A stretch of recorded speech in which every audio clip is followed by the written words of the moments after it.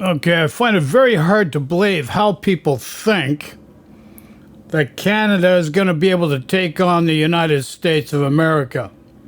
It just makes no sense. 41 million people versus 341 million people? Think about it, folks.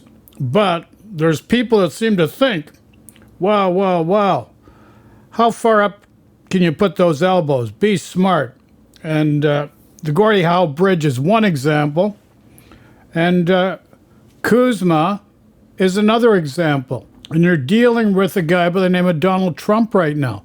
And this is what everybody seems to forget. You seem to think you can do a legitimate deal with that man. And I'm telling you from day one, no, you can't. You're going to lose on every deal. So people still fight back, and bring the receipts right here. You can find out for yourself. Here's the first one. Of winners, and today our country is winning again, and we're winning like never before. America is back, and we want to keep America great, and we will do so by approving the Save America Act, which means all voters must show voter ID. So here you have it. Here it is, July 5, 2026. He's got a rally, and he wants to scrap the election regulatory body. He's literally scrapping the federal election regulatory body. He's neutering democracy, number one. That's first and foremost. Next, here we have Northern Perspective, a conservative influencer, regarding the Gordie Howe Bridge. He's got a clip of Carney, April 7, 2025. We can handle him. We can handle Donald Trump. That's what he misses, and I'm going to go into that. The interesting thing about this Globe and Mail article is they don't mention at all what this proceeds and toll structure actually is. Makes you wonder why. Well, there's a reason for that, folks.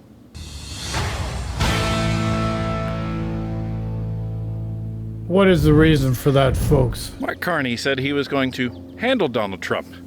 He said he knew how Trump negotiated, and he said he was the guy to get a good deal with Donald Trump. Well, ladies and gentlemen, after a lot of speculation as to when the Gordie Howe Bridge would finally open and what it would cost to do so, we finally have an answer. Let's take a look.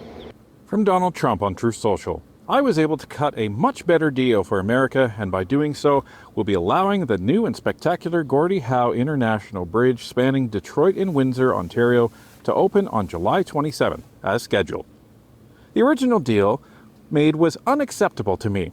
The new deal is great and fair. Thank you and congratulations to the Canadian government. So the original deal was crafted and signed in 2012, and subsequent to that, Canada built the bridge, and it's as simple as that.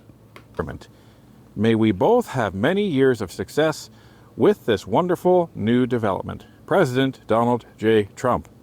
And that's real because it's being reported, well, everywhere.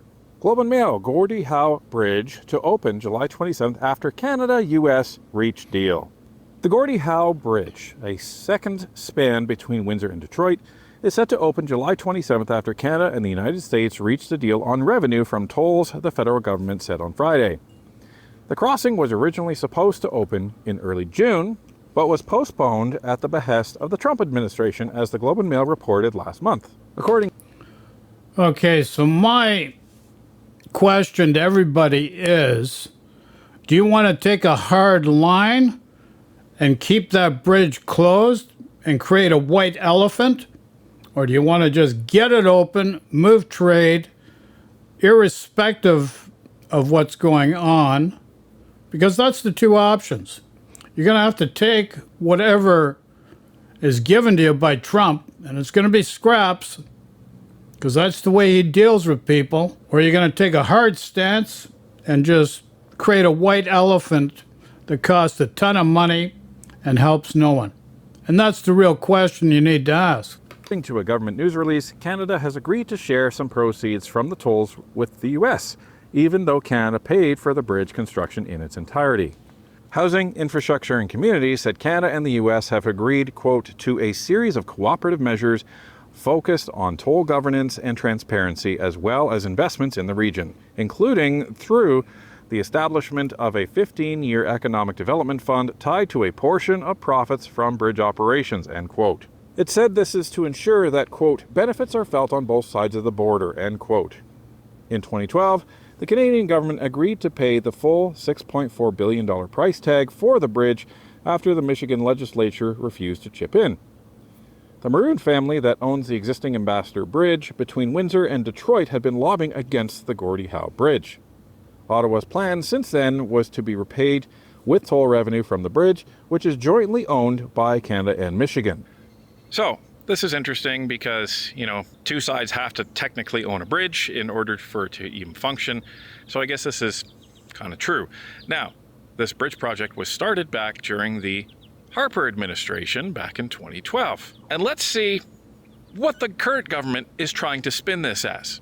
Infrastructure Minister Gregor Robertson said in a statement on Friday that the span is a, quote, nation-building project. Okay, we can go down this rabbit hole. Here's the facts. The deal that was struck to open it up is not a fair deal. It's not going to be fair to Canada. Full stop. Why gripe over it? You can take a hard stance, create a white elephant, and nobody uses it. What are you going to do?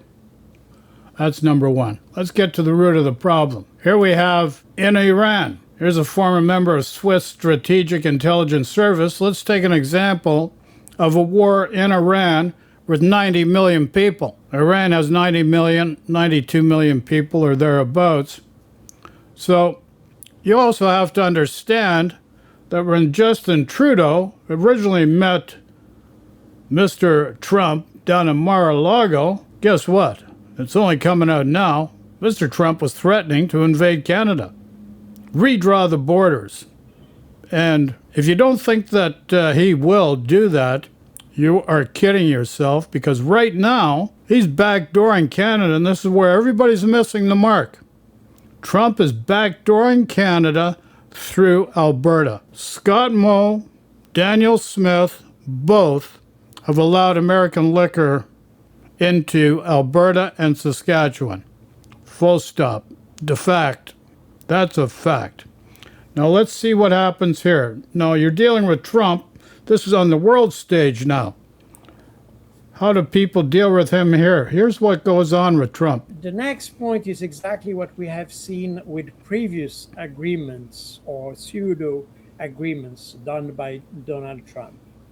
Donald Trump is someone who wants immediate result. Even if he said, well, I give you 2 weeks, a ceasefire of 2 weeks, and you will remember that always the US always breached their own ceasefire, because in fact he gives 2 weeks, but in reality he would like the adversary to react immediately. So did you get that? Here you have Memorandum of Understanding with Iran. Who's breaching the agreement? It's Donald Trump. Full stop. Trump breaches the agreement. Now, here we go to the O Show with Mr. and Western Canada, Charlie Angus, retired NDPer. Trip Canada, that somehow we should start buying California wine because, they're devastated. And, California doesn't support the tariffs. Well, you know what? 33.8 or something % of Californians voted for Trump.